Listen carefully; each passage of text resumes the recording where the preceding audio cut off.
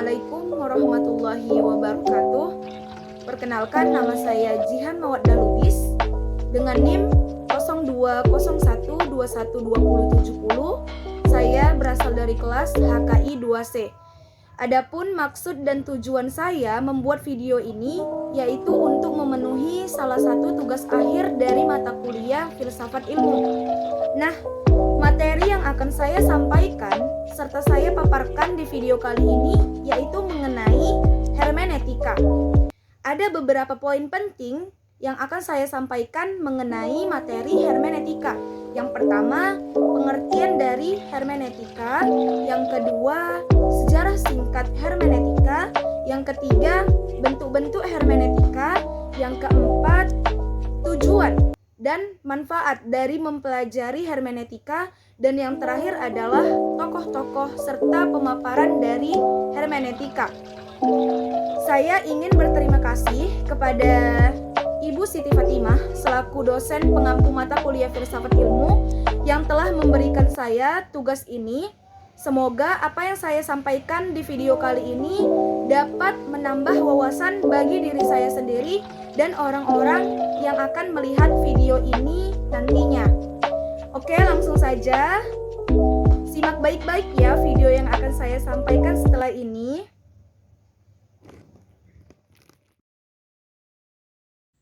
Hermeneutika berasal dari bahasa Yunani yaitu hermenein, yang berarti menafsirkan.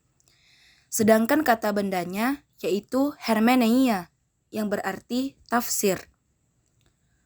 Aristoteles dalam Organon menggunakan kata perihermeneias atau on interpretation.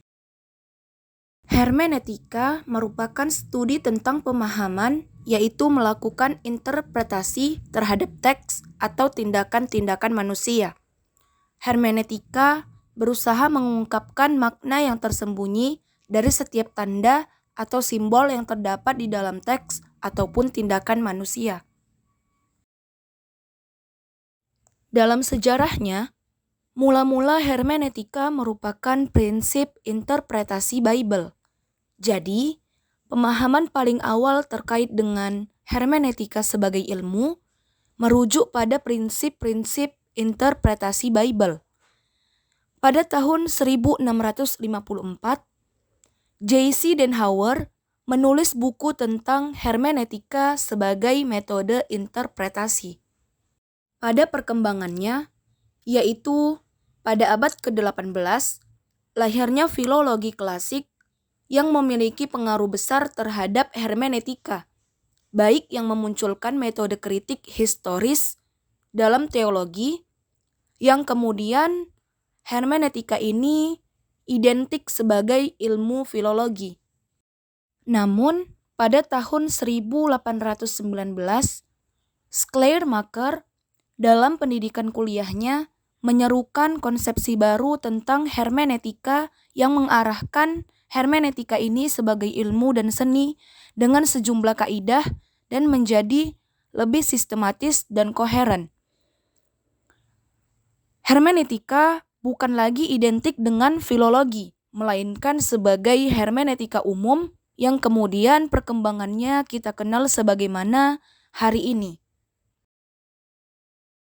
Dalam perkembangannya, hermeneutika terbagi menjadi 3 bentuk, yaitu yang pertama, hermeneutika sosial atau kultural, yaitu menggunakan hermeneutika sebagai alat untuk menginterpretasikan tindakan sesuai konteksnya. Contohnya begini, ada seorang calon pemimpin yang sedang berkampanye, dan tiba-tiba ia masuk ke dalam gorong-gorong misalnya. Konteksnya tentu saja adalah sedang berkampanye, sedangkan tindakannya adalah masuk ke dalam gorong-gorong. Nah, hal itu dapat kita interpretasikan sebagai kritik terhadap pemimpin sebelumnya, sebagai simbol bahwa pemimpin sebelumnya tidak mampu mengatasi gorong-gorong, misalnya begitu. Jadi, di dalam konteks sosial atau kultural ini, kurang lebih akan menjadikan ditempatkannya sebagai alat untuk menginterpretasikan suatu tindakan. Yang kedua, hermeneutika tekstual, yaitu memanfaatkan hermeneutika untuk memahami suatu teks terlepas dari konteks di mana teks tersebut diciptakan dan dikonsumsi. Yang ketiga adalah filsafat hermeneutika, yaitu menguraikan dan mempelajari persoalan-persoalan terkait dengan pemahaman itu sendiri. Misalnya, bagaimana cara memperoleh pemahaman, bagaimana cara memahami sesuatu dengan benar. Lantas, muncul pertanyaan, mengapa harus ada hermeneutika? Mengapa kita perlu mempelajari dan memahami hermeneutika? Jawabannya adalah yang pertama, metode keilmuan harus menjamin kebenaran subjektif. Untuk apa? Untuk menghindari asumsi-asumsi yang sifatnya pribadi dan untuk menghindari prasangka-prasangka yang diperlukan di dalam suatu metode keilmuan tertentu. Maka disinilah pentingnya hermeneutika itu. Yang kedua, manusia merupakan animal hermeneutik. Manusia memiliki kemampuan untuk melakukan interpretasi, dan kemampuan setiap manusia itu berbeda-beda, yaitu perbedaan latar belakang, perbedaan sejarah, perbedaan budaya, perbedaan bahasa, dan perbedaan konteks tertentu. Nah, pertanyaannya, bagaimana cara agar manusia-manusia yang beda latar belakang tersebut, beda budaya tersebut, beda bahasa tersebut, dan beda konteks tertentu tersebut dapat memiliki suatu penafsiran ataupun pemahaman yang kurang lebih tidak jauh berbeda sehingga penafsirannya benar-benar terarah sesuai dengan maksud awal dari teks ataupun tindakan tersebut. Yang ketiga, interpretasi dikira terbungkus oleh unsur subjektivitas. Terjadi ilmu-ilmu tentang penafsiran itu dituduh sebagai ilmu yang sangat subjektif. Maka metode-metode hermeneutika diarahkan untuk menghindari subjektivitas itu. Yang keempat, tujuannya adalah untuk mencapai kebenaran dengan pendekatan hermeneutika. Dan dalam hal hermeneutika ini muncullah pertanyaan, yaitu bagaimana cara mencapai kebenaran dengan pendekatan hermeneutika? Charles Taylor dalam artikelnya yang berjudul Interpretation and the Science of Man yang diterbitkan pada tahun 1979 memperingatkan bahwa ilmu-ilmu sosial yang naturalistik dan positivistik harus dikoreksi pemahamannya, dan interpretasi atas kreativitas manusia memerlukan intersubjektivitas, makna-makna umum, dan ini membutuhkan hermeneutika. Jadi, agar ilmu-ilmu sosial itu terhindar dari subjektivitas, maka harus diarahkan kepada intersubjektivitas, sehingga yang muncul adalah makna-makna yang bersifat umum, tidak bersifat khusus, dan tidak asumtif, dan tidak bersifat prasangka-prasangka pribadi. Dan inilah salah satu alasan mengapa pentingnya hermeneutika itu. Pembahasan selanjutnya mengenai tokoh-tokoh hermeneutika dan pemikirannya. Yang pertama ada Friedrich Schleiermacher. Friedrich Daniel Ernst Schleiermacher adalah tokoh besar dan intelektual ternama yang mengungkapkan begitu luas minat intelektualnya melalui tulisan-tulisan tentang teologi, filsafat, dan khutbah-khutbahnya. Secara sistematik, Schleiermacher memang tidak pernah menulis tentang hermeneutika. Namun, pada tahun 1804, ia sempat mengajar hermeneutika di Universitas Halle sebelum ditutup oleh Napoleon. Pada kesempatan itulah, Schleiermacher mencoba merumuskan proyek hermeneutikanya melalui catatan-catatan yang ia tulis pada saat mengajar.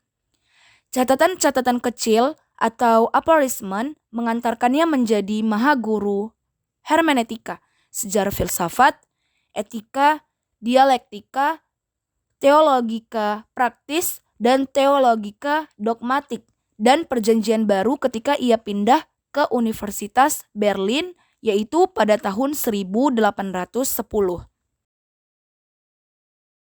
Tokoh berikutnya yakni Wilhelm Dilthey. Sebagaimana Schleiermacher, Wilhelm Dilthey juga merupakan tokoh yang memiliki kepekaan terhadap realitas kehidupan. Wilhelm Dilthey pada tahun 1833 hingga 1911 adalah seorang pemikir konvensional yang berasal dari Bibericham, Rhein-Jerman, yang memiliki sisi pandangan terkait pemahaman atau Das Verstehen sebagai fungsi dari hermeneutika. Dilthey berupaya untuk mendalami dan mengadakan analisis yang cukup mendalam serta komprehensif di dalam proses pemahaman yang ia pandang sebagai jalan kemanusiaan untuk dapat mengetahui kehidupan pemikiran atau kejiwaan manusia itu sendiri dan kehidupan atau kejiwaan manusia yang lainnya. Di dalam kaitannya dengan hermeneutika, Dilthey memulai tujuannya dengan berupaya mengembangkan sebuah metode dalam memperoleh interpretasi, yakni objektivitas yang valid dari ekspresi kehidupan yang batin. Dilthey juga mengkritisi sejumlah pemikiran tentang studi manusia yang ia anggap membunuh, dan hanya mengadopsi norma-norma serta cara berpikir yang didapat dari alam, kemudian digunakan dalam pengembangan studi manusia. Di dalam pemikirannya tersebut, yang menjadi kualitas Dilthey adalah determinasi pengalaman yang konkret, dan bukan spekulasi yang ia anggap harus menjadi titik tolak yang memungkinkan teori Geisteswissenschaft dapat diterima. Teori tersebut adalah poin terpenting Dilthey, di mana teori ini terfokus pada semua aspek keilmuan yang berkaitan dengan sosial dan kemanusiaan. Tokoh selanjutnya yaitu Hans Georg Gadamer. Hans Georg Gadamer adalah seorang pemikir kontemporer yang lahir di Marburg pada tahun 1900. Gadamer juga merupakan seorang filsuf, di mana gelar itu ia peroleh pada tahun 1929, serta pada tahun 1927 ia menjadi seorang private dozen dan memperoleh gelar profesor di tahun 1937 pada kota Marburg. Dalam perjalanan karirnya, Gadamer pernah berpindah lebih dari satu tempat sebelum masa pensiunnya, yaitu pada tahun 1939 di Leipzig, dan pada tahun 1947 di Frankfurt, serta pada tahun 1949 ia mengajar di Heidelberg.